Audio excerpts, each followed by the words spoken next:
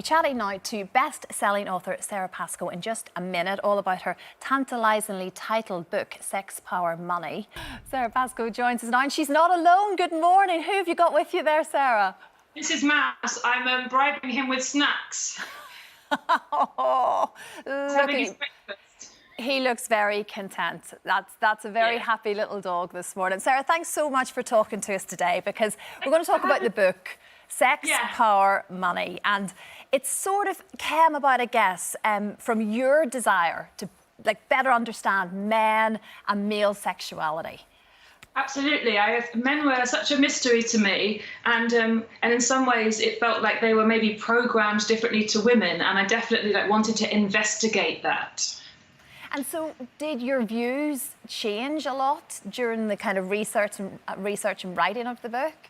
Yeah, absolutely they did. I actually started to empathise a lot more with men, and I started to understand that a lot of the kind of toxic messages were all given about gender. I'd only ever really noticed before things that are kind of said to women, or like the ways that you're supposed to be a good woman. And now I think I understand a lot better a lot of the confusing messages that are given to boys and men as they're growing up. Yeah. Well, there's one interesting scenario which I think kind of fits into what you're just saying there now, and it's we all talk about equality, obviously, but a lot of us still expect the man to pay on the first date.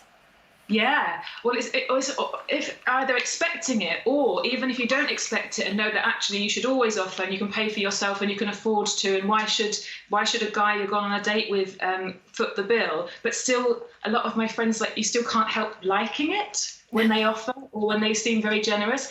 And that's what was interesting about the studies, because actually, obviously, we've evolved certain behaviours, and I know it's a very heterosexual behaviour, but a man showing that he can provide is taken as a sign of his strength, I guess. It makes him a good mate choice. Well, it's also like proposing, isn't it? You sort of expect it to be that way as well. Yeah, and that's a really sexist thing, because it's built on the idea that kind of women, like property, that you ask the dad for permission because he owns her, and then you offer your proposal because the man historically was the only person with any money. Yeah, no, exactly that. So it's exploring all these sort of different scenarios, and of course the book comes from the off the back really of the podcast of the same name, which I think is a great kind of platform to allow people to speak who normally don't really have a voice. Yeah, and that was the thing when I was researching the book. That's what I realised, is I'd absorbed a lot of kind of information about certain areas of society, but I hadn't actually ever heard people speak for themselves. And so that was what the podcast was for. I didn't ever want to talk on anyone else's behalf. That's me recording it from home. There we go.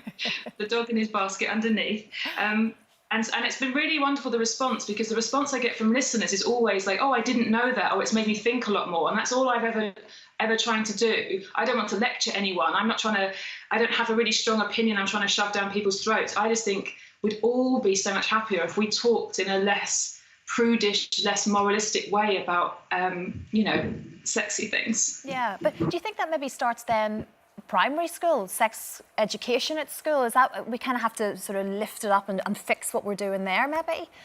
I think there's a lot of conversation. I think everyone knows that because of the internet now and technology, the only way you protect children properly and enable them to make educated decisions and not be terribly confused. The snacks have run out, so the dog's going, bye-bye. You're dead to him now. Yeah, that's it. Who are you? At every age, there should be age-appropriate learning, so that and that's the only way you protect children, because you can't kind of switch the world off. You can't guarantee what they will and won't find when they're curious, because children are so curious. And I do think you can't leave that all to parents. It's too much. It is. It's a lot to take on. So where do you get your confidence from, Sara? Because, I've watched your stand-up. You confidently stand up there in front of all of us. You talk about very personal, intimate things. Where does that come from? I think I've realised that, when you're about kind of 7 or 8, I don't know if you were like this, but I really loved showing off. I didn't care what the audience thought, as long as they were looking at me, and I just never grew out of it. It's actually a very childish thing. For years I wanted to be an actor because I thought that was showing off, and then I found stand-up and I realised, oh no, that's showing off. Drake's new album. And it just, you found it. You thought that this is me, I'm happy now. Yeah, that's literally it. My dad was like, oh, you just made your job being yourself. And I was like, uh-huh. Perfect, you clever woman. So you have been so busy, obviously the lockdown period has allowed us a bit of time for reflection, but luckily just before it started, you'd actually finished filming a brand new series. It's called Out of Her Mind, and it's kind of all about you. Yes, yeah, so it's double me. It's kind of a sitcom, a family sitcom, exploring some things that I've talked about a bit in stand-up before or a bit in my books. And then half of the sitcom is actually inside my brain, which we kind of recreated differently every episode. Yes, OK, we look forward to that. And that's with Simon Pegg and Nick Frost. They're all sort of working on it behind the scenes as well. So it's a very good team. Yeah, I was very excited. And Sarah, to think this could have been a very different chat if you had been Prime Minister. Yeah, you wouldn't have wanted me on. Do you like that? That's the ultimate in showing off. I think that's why I wanted to be in charge. That's the ultimate show off. It's number 10. Yes, I could be funny and rule the country. Sarah, thanks so much. Honestly, I love watching you. And like we say, the book Sex, Power, Money, it's out in paperback today. Thanks so much to send our love to the doggy, wherever he's off to. Thanks, Sarah. Bye. Don't forget, you can watch full episodes of Lorraine on the ITV Hub and all the best clips, compilations and playlists right here on our channel. Just subscribe now and you'll never miss an upload. Click here to watch another video similar to this one, or click here to head to our channel's homepage to explore all of our exciting videos.